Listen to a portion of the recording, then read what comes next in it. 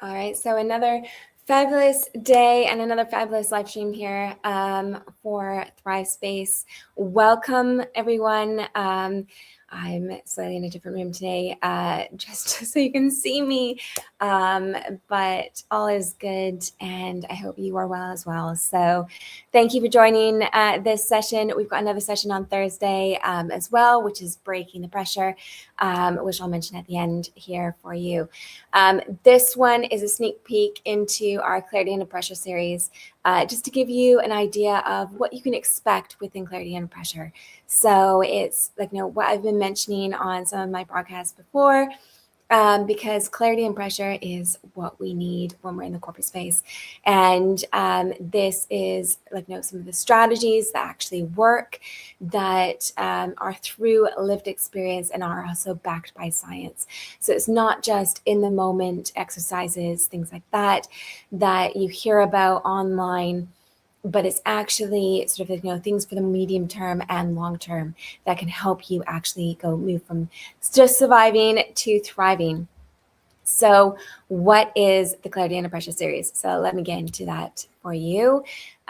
This is a 5-part series. It comprises of 5 different modules, as you can see there. The first one being communication and influence. So communication shapes everything. It is your compass. It links how you get from where you are to where you want to be. The second is, I suppose, the emotional intelligence. So we've got, I just mentioned there, the communication influence. As I mentioned, it is the foundation for everything. It's how you influence where you want to go, how you relate to people within the room, how you can move your career forward, how you can set those boundaries without damaging rapport. So it's really important to have this. We're going to highlight a couple of examples for you today from this particular module. The second one, which I just alluded to, is emotional intelligence. So this is one where corporate life is an emotional roller coaster. So emotional intelligence is so important. It's how we can sort of really improve the rapport that we have with people. It's how we can deal with toxicity. It's how we can manage the room where you might have made a mistake. How do you recover from that mistake? And how do you not beat yourself up after having made that mistake? Because we're all human, mistakes do happen. So emotional intelligence is the weather radar. It's helping us make tweaks to our approach. The next module is identity and resilience. So I suppose the question here is work consuming your life? For me, it certainly was consuming my life.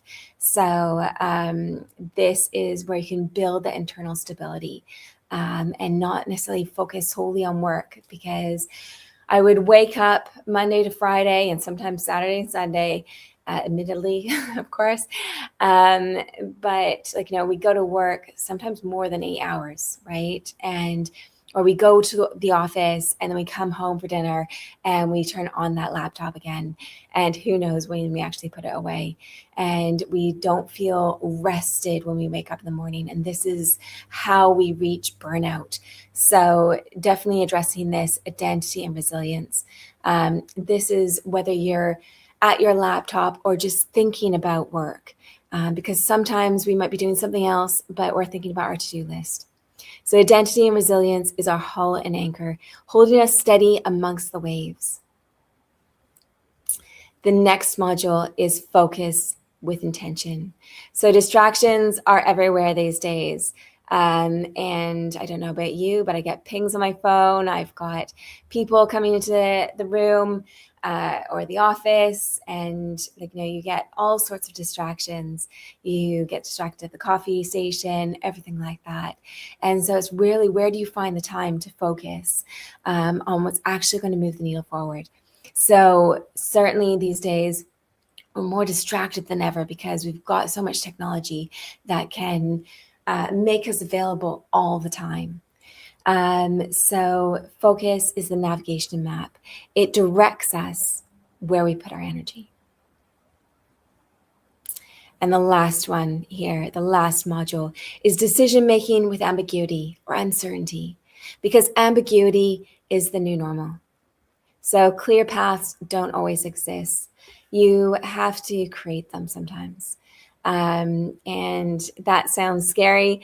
But what that means is, like, just sort of gaining the clarity in order to make the next step. You don't need to see the entire staircase by any means. It's just taking the next step. So I'm going to share a bit of how to do that. But of course, the Clarity Under Pressure series dives deeper into this. So there are going to be a couple of highlights on this session right here, but certainly it's not the full course. There's so much more packed into each of the modules, and I'm only highlighting 3 elements within 3 of the modules. So a very little snippet of what you can expect from the series. So decision making is, of course, your captain's call. And it's your call. So this is where you make your decisions and where you can actually make a difference in your life.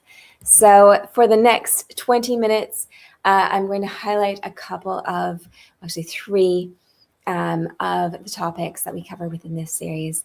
The first is boundaries within our communication and influence module.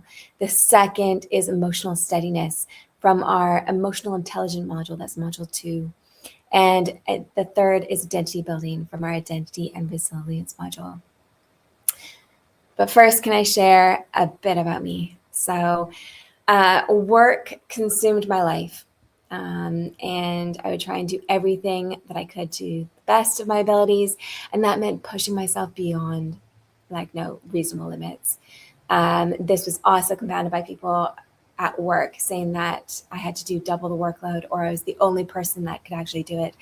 And I believed them because I did have that experience to be able to actually do it, whereas I knew others would struggle. So I don't know if you've ever had that type of experience, but it just, you're almost guilt tripped into doing more work, or taking on double the load to get that promotion.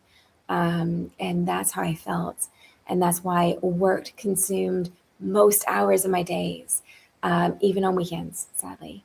And I would push myself constantly to this level. And sure, of course, with that pushing myself beyond my limits, of course, I made mistakes. And I'm human. And it would be seemingly small mistakes that would end up being remembered at the end of the year in my performance review meeting. And they would be the reason why I wasn't good enough, why at the end of the year I wouldn't get that promotion. So it's not only harsh, but it was also my inner voice that was harsh. So knowing that mistakes would be interpreted at the end of the year, I would beat myself up each time I'd make a mistake. I'd be harsh within myself. And I don't know if you've experienced that sort of, that inner critic when you make a mistake saying, I knew better, I should have done better, or I'm not good enough. These are all comments that sort of beat us up in the moment, get us down, and probably not actually advantageous to where we want to go. So I eventually reached burnout, but now I'm better. I've actually taken up the guidance and starting to implement the strategies and sharing those strategies with you so that you can implement the strategies too. You don't necessarily have to go down the path of burnout. You can avoid it. And so that's what is important here today. So here's a sneak peek of some of the strategies that have worked for me and have worked also for others. So these are proven within the workspace and certainly worthwhile trying. So the key thing here is just trying different things, experimenting what works for you. And I'm going to highlight 3 things here today. Even just try one of them, right?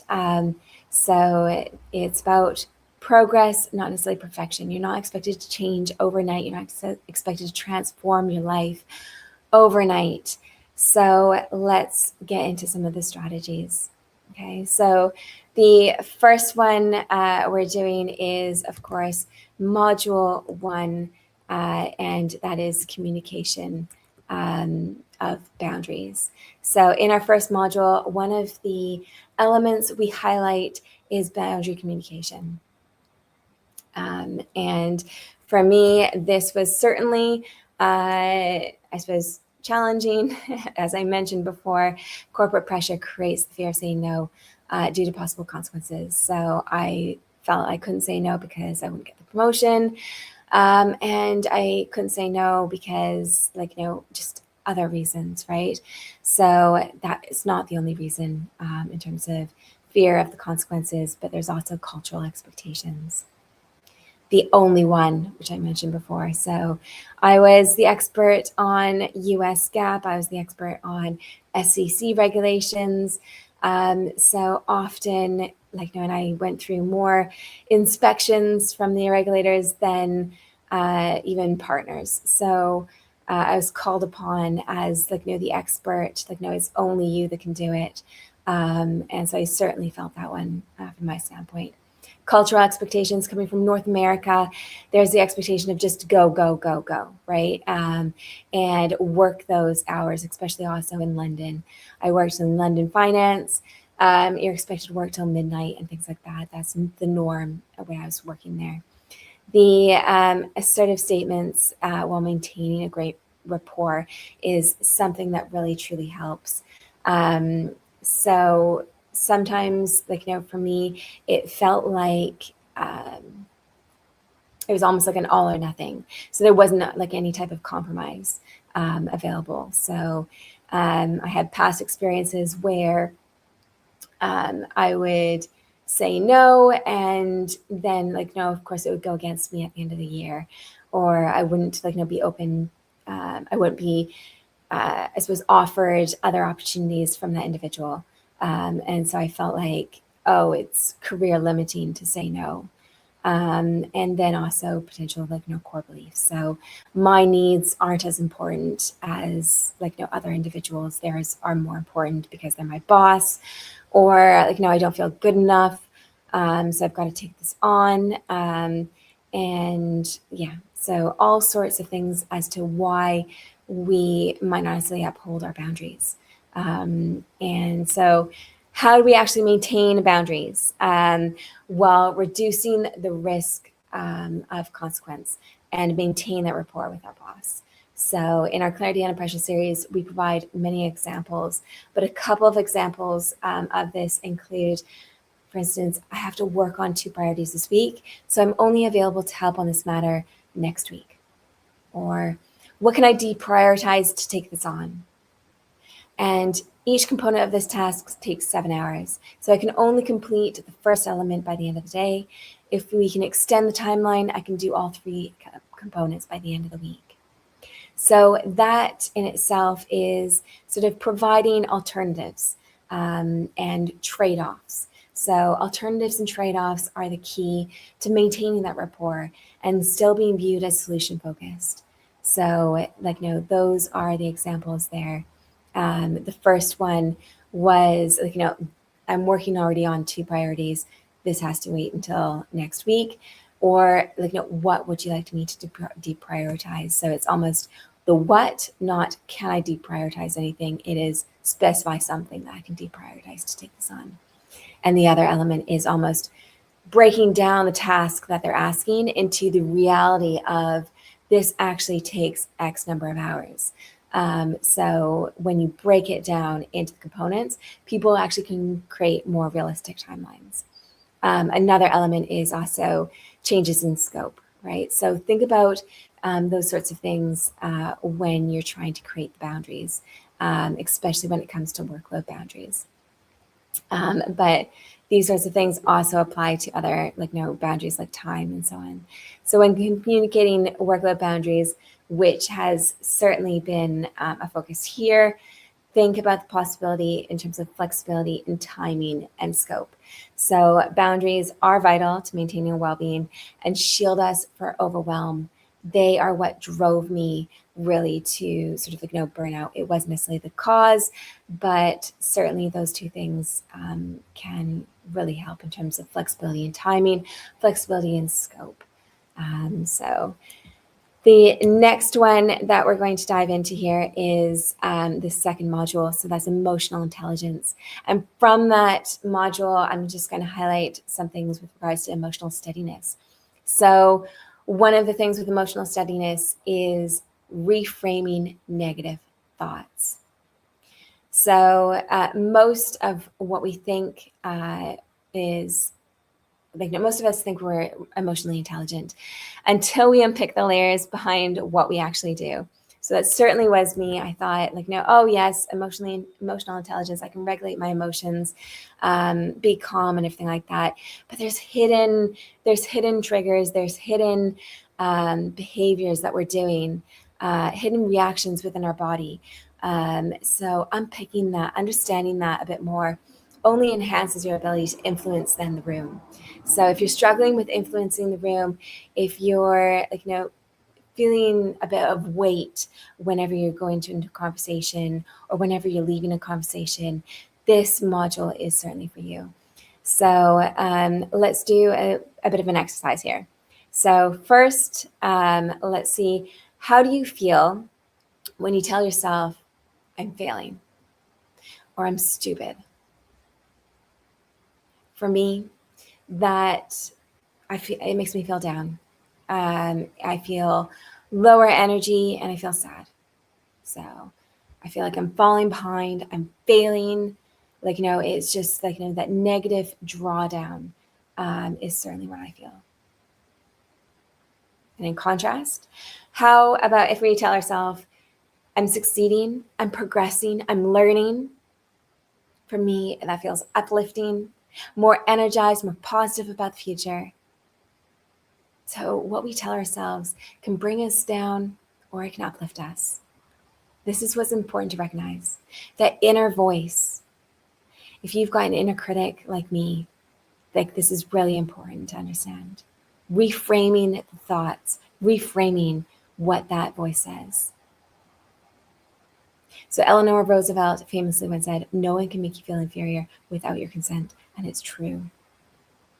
At the same time, it is true with what we tell ourselves.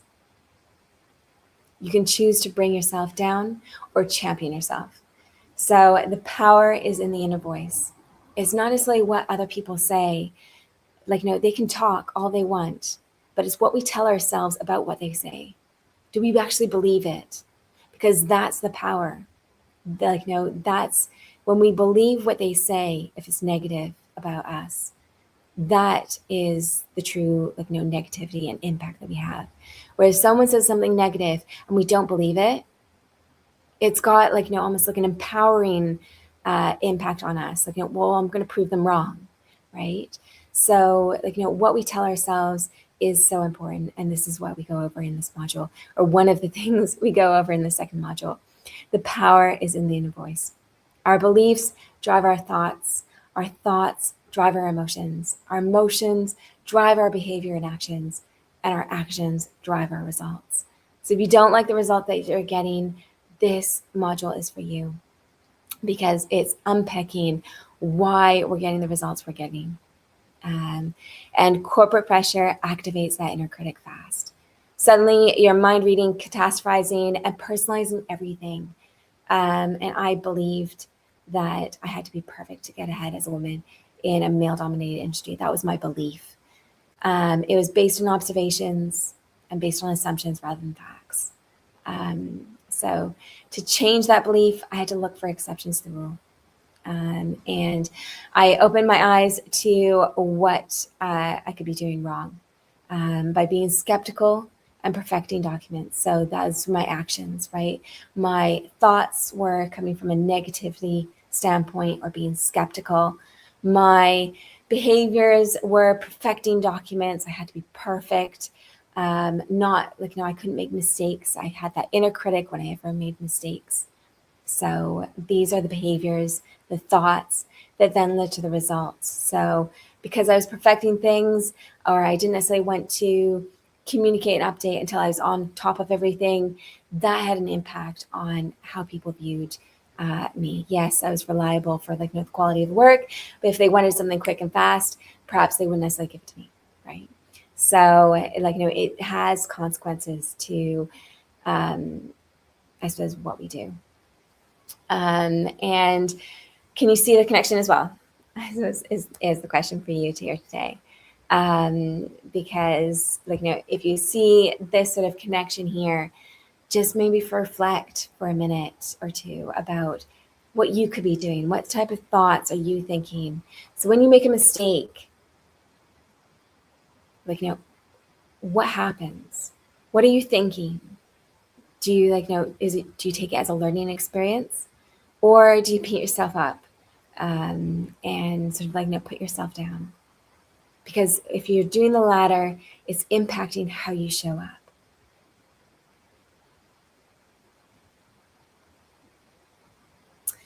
So I tell myself, for instance, I have to be perfect because any mistake means no career stagnation or loss.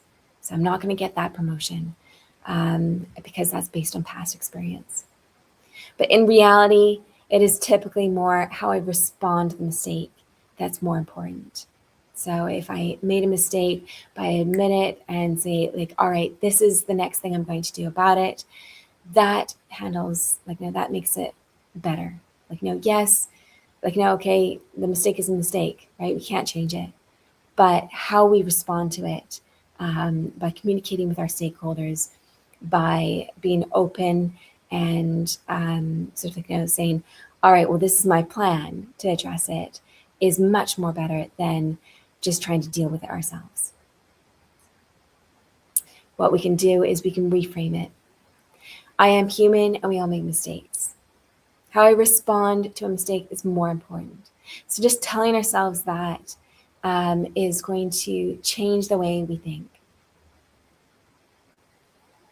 Negative core beliefs and thoughts trigger fight or flight, the survival mode. And from a health standpoint, that increases our blood pressure. It damages our cardiovascular system and even shorter cellular lifespan. So that's the telomeres. So that is what the science is doing to us when we are sort of putting ourselves down, creating these negative thoughts, staying in that skepticism standpoint. So it's really truly important for our healthy lives to live as long as possible is to address our negative thoughts. So it's really for our health that we rewrite our limiting beliefs by looking for the exception and reframe those negative thoughts by adding perspective. So it's a learning experience, and it's more important how we respond to the mistake than the actual mistake. All right. So the third one I'm going to highlight here today is from Module 3, identity. So expand an identity beyond work. Because when a simple critical comment of your work can make you feel so down, this module is for you. Because it relates to the fact that you've tied your work to your identity. And it's a strong bond, and you're actually feeling it at the core. So it's almost like that criticism of your work is not of your work, it's of you. And so we end up being defensive, for instance. And this is what happened to me. So if this is you, stop. Certainly stop this week. Look at your week. How many waking hours are you spending consumed by work? On a laptop or just thinking about your to-do list. So certainly I've done my share of thinking about work away from my laptop. That is not necessarily where we want to be. We want that separation. And so how do we actually create that separation? This is what we cover in the module 3. And so it is an exciting module because we look at expanding beyond work and building that resilience as well. So we're not shaken, like if someone says a negative comment at work, and we're not shaken if something goes wrong at work. There's more to us than just what we do. So for me, I had a significant number of hours because I chose to absorb the pressure, other people's urgency, unrealistic timelines and expectations. So if this is you, this module is absolutely for you. So when work consumes your life, your identity becomes tied to it. So I was working a lot of hours and not necessarily building skills outside of work. So I used to be more of a well-rounded individual. I love sports. I was doing work as well or school. And then on top of that, seeing friends and being social. Well, that narrowed when I was working 15 plus hours a day, right? So it was the other things outside of work that were being reduced. And so it's certainly something that I had to change in my burnout recovery, because if you're on this path, it just leads to burnout. So how do you introduce yourself? Is it about what you do for a living? Because I certainly did. That's how I introduced myself to people, rather than sort of the skills that I have and who I am outside of work. And why this is important to highlight is because an identity based on multiple dimensions is less impacted by a single dimension. So if we expand our life beyond work, we become less impacted by criticism at work, and that tie to work becomes weaker. So the key task for this is to rewrite the type of person you want to be for the future. Who is your future self? Who are you becoming? So an identity statement based on skill, based on knowledge, based on character traits, things that no one else can take from you, things that are not tied to one single dimension. What would that identity statement be for you?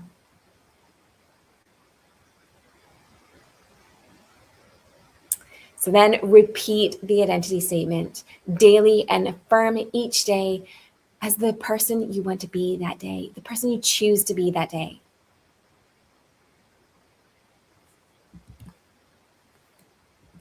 Our Clarity and a Precious series. Today, we highlighted 3 areas from module 1, 2, and 3. I'm just going to go back here for you. And it's the communication and influence, the emotional intelligence, identity and resilience, focus with intention, and decision-making with uncertainty. So those are the 5 modules. We've highlighted a couple of points here today. But there's so much more jam-packed into this series. It's a 5-part series. From module 1, the communication and influence, the importance of boundaries and the communication around them. So it's not just having those boundaries, it's not just enforcing them, but how do you maintain that rapport that is so important within the corporate world while maintaining those? Because that then gives you the space to do that identity building from module 3. That then gives you the space to focus with intention and gives you the space to actually think about the decisions you're having to make with uncertainty, considering all the uncertainty that you're having to do. So from module 2, it was emotional intelligence. The unrecognized asset is your emotional steadiness. So enhancing by reframing the negative critic. That internal critic is so powerful. So that internal voice can either empower you or take you down. It's all about that inner voice, what we're telling ourselves. So do you want it to work for you or work against you? It's your choice. For module 3, we went over identity and resilience. So the ability to bounce back from setbacks and unaffected by corporate chaos. The first element from that is building an identity beyond work. But we go into more from this series with rapid recovery elements, strategies about how to remain steady and grounded when the chaos is surrounding you. So this is fundamental for being steady, and it's the reason why it's the hull and anchor within our ship or navigation system. So those are the 3 highlights that we went over. We cover these topics and so much more in our Clarity on This Precious series. The first 3 modules enhance your foundations, while the second 2 final modules give you a competitive advantage in this complex and uncertain world. It's chaos around us. The navigation system moves you from surviving to thriving. So that is going from your communication influence, that is your compass. Your emotional intelligence, that is your weather radar. It helps you sort of just navigate, make tweaks when the room is not as expected, right? If you're not getting that right response, if you're not getting that connection, this is how you get that connection. And identity and resilience. This is your hull and anchor. It holds you steady. It helps you stay grounded amongst the chaos that surrounds us. And it helps you not absorb other people's urgency. So the fourth module, which we didn't highlight today, but is also important, is the focus with intention. So we've got more distractions than ever. But this is your navigation map. This is how you stay focused during the days so that you actually focus on what's going to move the needle, not all of the noise, not on other people's priorities, but your priorities. And then the fifth one there is decision-making with uncertainty. And this is the captain's call, your call. So how do you make those decisions when you don't even know where to start?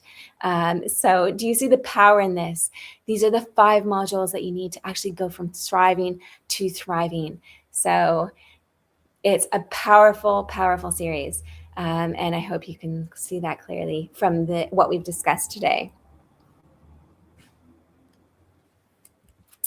And of course, with this, we've got an exclusive discount for those on the call today, or of those on the live stream today, for the full course, where you have so many more insights. So I mentioned just 3 today, but there's so many more.